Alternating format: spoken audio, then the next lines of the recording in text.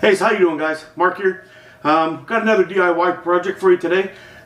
Recently I picked up this cute little opinel number 8 Slim. It's got a slightly different handle, quite comfortable in the hand. It's small, extremely light, and it's got a really cool shape to the blade.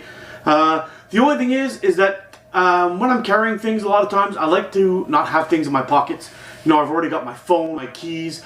You know, to add another knife to that pocket, it becomes a pain in the butt. And I already carry, in my keys, I already have a knife attached to it too, but I like to have two. One of them is my Swiss Army knife. It's more of a good luck charm now. I just carry it with me everywhere I go. And then there's this guy that I like to carry too. It's a very nice little knife. So the plan is today is to make a sheath to go with this.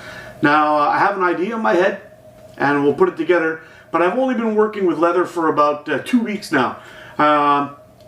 Each time I've done something, I've tried to kind of step it up a little bit. So I'm going to go ahead and show you the things that I've already done, and then we'll get into what I want to do today, and we'll see what we can come up with.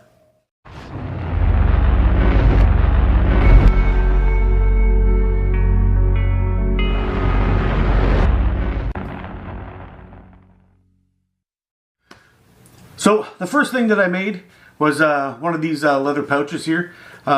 I basically made one, and I found this really nice chunk of fat wood that was inside of a attached to a log in one of my ice shacks, and I cut it off and brought it with me home. But I made one of these guys, and it came out nice. I just found it was a little bit small, so I decided to make one slightly larger. And it's handy. This will end up being a tinder pouch. I keep a few things, piece of wax, some leather remnants, a punch in here, that kind of thing, and a pocket knife. But this will end up being a tinder pouch. I won't be using this guy for that. I don't know what I'm going to use this guy for yet, but this will end up being a tinder pouch. I think it's a bigger size. And I actually had a little mistake on it. I kind of drew on the wrong side with a pen, and it shows up, but I don't really care. It's going to do just fine.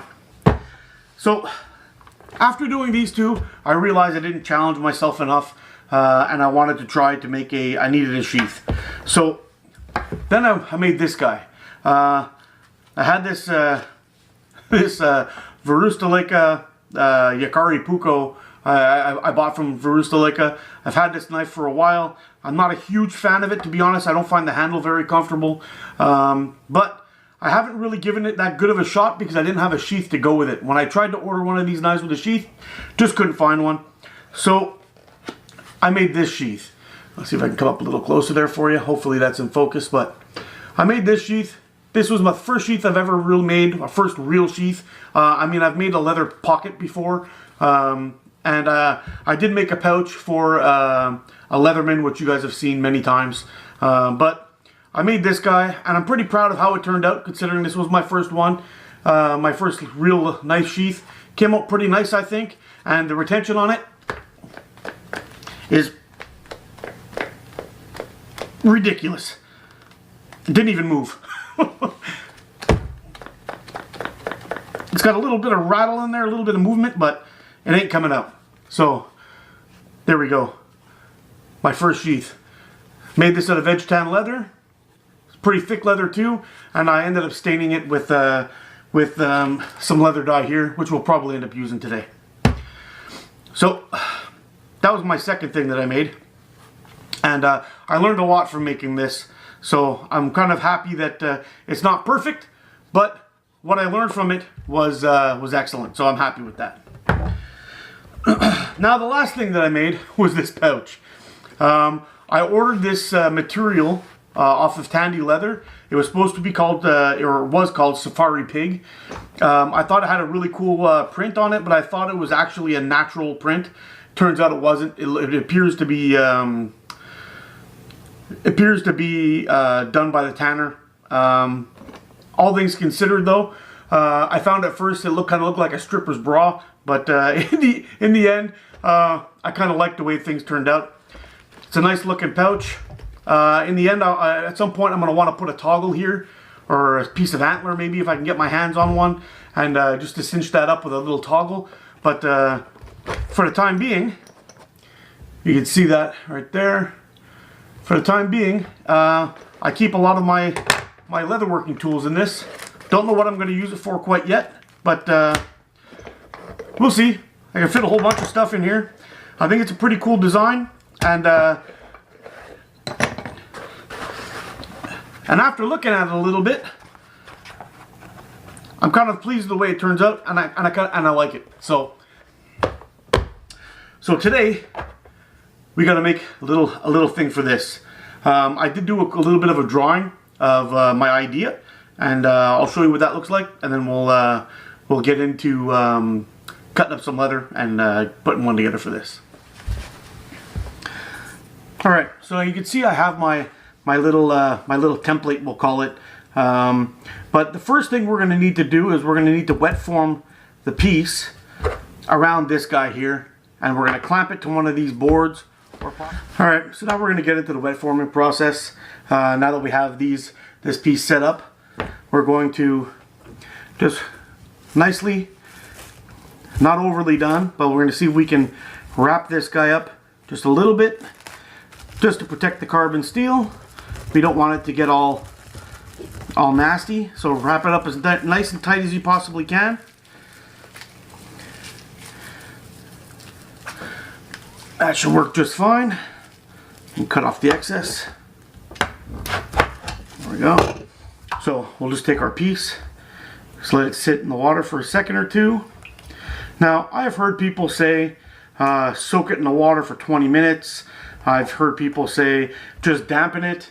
I don't know if just dampening it is going to make it pliable enough. I think you just got to basically get it wet, see how it feels in your hand, and if it feels like it's starting to get pliable enough to where you'll be able to form it, I think that's when you take it out.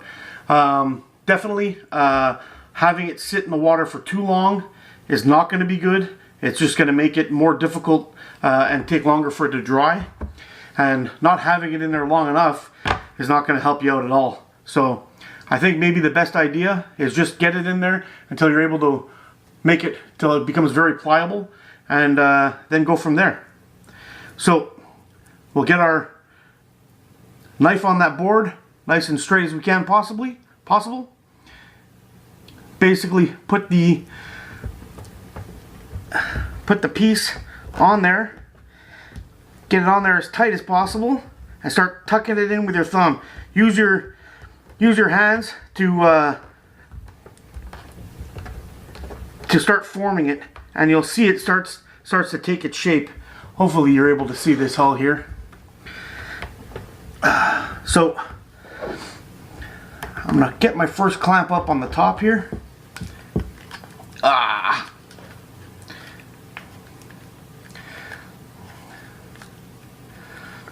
So the first one's up on there. Let's get the second one. Try to get it up in there as tight as possible. Now that we got this guy all clamped up and doing its thing, we'll just move him to the side, let it dry out. We let this piece dry overnight. It's a little bit rough from the clamps, but hopefully we'll be able to get that out a little bit later. But as you can see here, I've drawn a line going around of the area that I want to actually put a little bit of stitching. So we're going to go ahead and cut this piece out and that little opening there, and then we're going to see how it fits onto our backing piece. You can see it kind of got away from me a little bit while I was cutting it out, but that's okay. We'll clean that up a little bit better, and we still should be able to stitch that nicely to the plate. Let's have a look. You can see here, once I've got this all stitched up, I want to get the head of it kind of in the center of the two rivets, so it's going to hang even. But I am going to sew this all together, make this a little round bit, and then we're going to stitch this down. We're going to glue it first, stitch it down, and then we're going to follow the line, and then we're going to cut everything out at the end, because I don't want it to be this gigantic. I just want it to be big enough to hold the knife in and out. So basically what I'm using is just a Gorilla Glue's version of super glue. I think it should work just fine. I have found Gorilla Glue products to be quite legit. I've used them for for putting on knife scales and all kinds of things. Not this particular one for knife scales, but I've used some, the other one that kind of expands, and it worked quite great. So let's see if we can get this guy on where we need it. And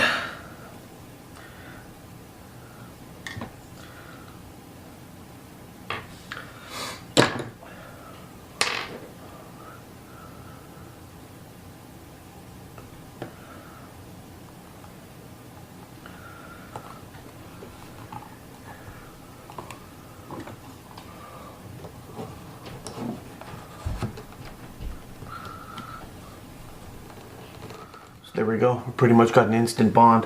So basically, I'm going to give this a couple of minutes to dry out nicely. Then we're going to just draw out the round bit here, and then we'll get ready to do all of our stitching, and we're pretty close to getting done. So this should be looking pretty cool. Sorry guys, I apologize for this. I got a little carried away. I cut my loop out here, and I punched all my holes. So basically what I'm going to do is I'm going to go ahead and stain this now, get it all nice and dark brown.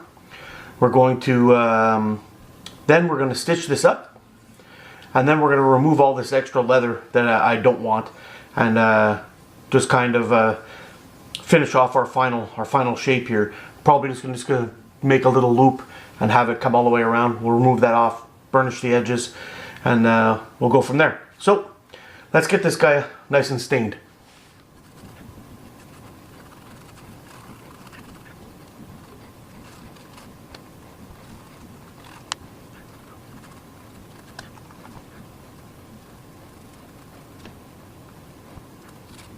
There we go. We're going to do some touch-ups at the end once we've cleaned it all up. But I'm going to let this guy dry for a couple of minutes, and then we're going to sew it down and cut off the excess. Sorry guys, we got it just about done. So now it's nice and dry enough where you can touch it and it doesn't rub off onto your hands. So I'm going to go ahead and start sewing this guy up. So basically, if you can see the holes here, you're going to want to start on the second one, go back up to one, and then work your way all the way around. And then you're going to do the same thing to finish it. And I'll show you how I'm going to finish it here. Keep in mind, I am absolutely new at this. I've only been doing it for maybe 2 weeks. And I'm winging just about everything I do.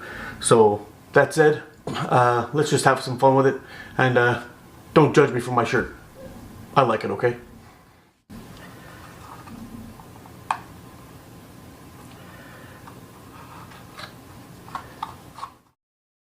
Guys, I'm super frustrated right now. You can see down here with that mess of the stitching. So basically what was happening was I didn't go all the way through with my punch, and I tried pushing the needle through and pulling it through the other side. What ended up happening was, as I was pulling through, it actually tore a hole right through there and ruined my stitch. So I was going to stop there and just say screw this video, but I'm not going to do that. You learn more from your failures than you do from your successes. And hopefully you guys out there will learn from my failures. So I'm going to go ahead and continue on sewing this up and finishing it up. And then we'll talk about what went right and what went wrong at the end of this video. So let me continue finishing this off. Alright, so basically what I've done is how we started off on the second hole. We went up one and then went down. On this end, when we got to this end, I went up to the top, I came back down through the second hole, and I passed the string, or the thread. Instead of coming all the way through, I went through the side here. Now, you can see I left a little loop there. We'll tighten that up. Now they've both gone through. Basically what we'll do is we'll just tie a knot. Nice and tight into that side so it disappears. You can even go for one more. Oops.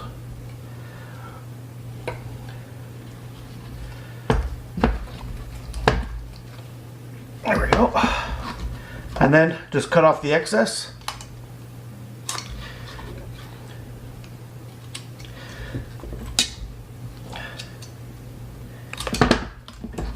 And then when we cut out our final shape, we'll burn those little fuzzies off there so you won't even see them inside the edge. Yeah, so basically what we'll do, now that we finished off our stitching and had this horrible disaster go on here on this side, but I'm trying to get past it. So basically what we'll do is we'll cut out the final shape and then basically finish this guy up. So I'm going to cut off some of this extra here.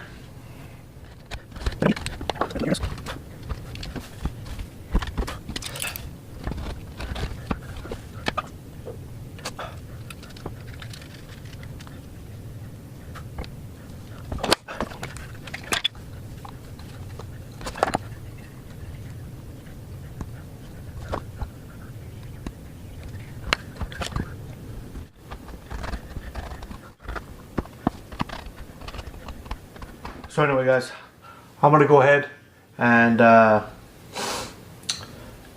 finish off staining this and on the back, and then we're going to burnish it and call it done.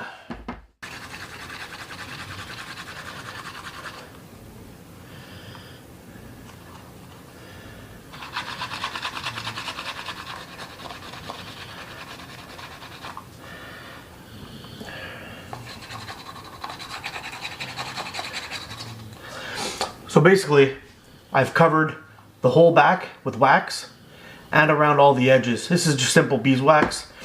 And then I'm going to use friction to go back and forth.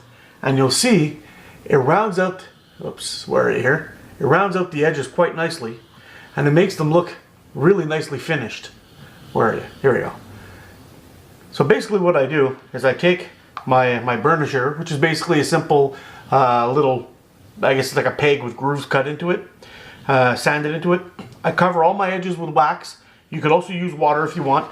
And then you just go back and forth with friction, and it'll seal up the edges real nicely. Hopefully you could see that. And even up on top here. There we go.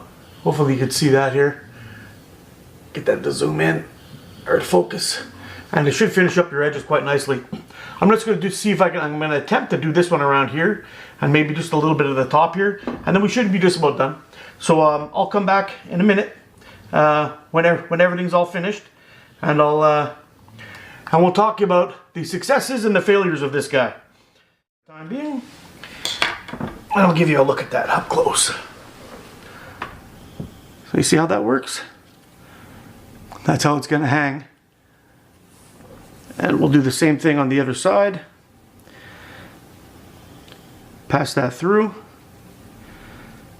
and fold it under. So where did things go wrong? A lot of things were done right. I like how I like the shape of it. The wet forming went really well. It's got a really good retention. It's not going to fall out. Where things did go wrong was if I would have given myself a little extra meat on the sides, and actually use my scribing tool to put a line in there, I would have been able to follow my stitching a little bit better.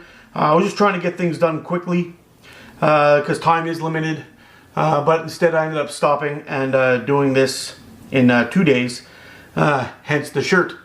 But all things considered, I mean, I like the looks of it. It hangs really nice. It's pretty comfortable around the neck. The burnishing went pretty well considering the edges were kind of messed up, but because the edges were so small. But the burnishing actually came out pretty decent all the way around. I like how how it's going to hang from my neck. I mean, this is not going to come undone, and it allows some movement for it. If I wanted to just bundle it up and stick it in a pocket, I could still do that. And if it wasn't just for this stitching issue here, I would be 100% happy with it.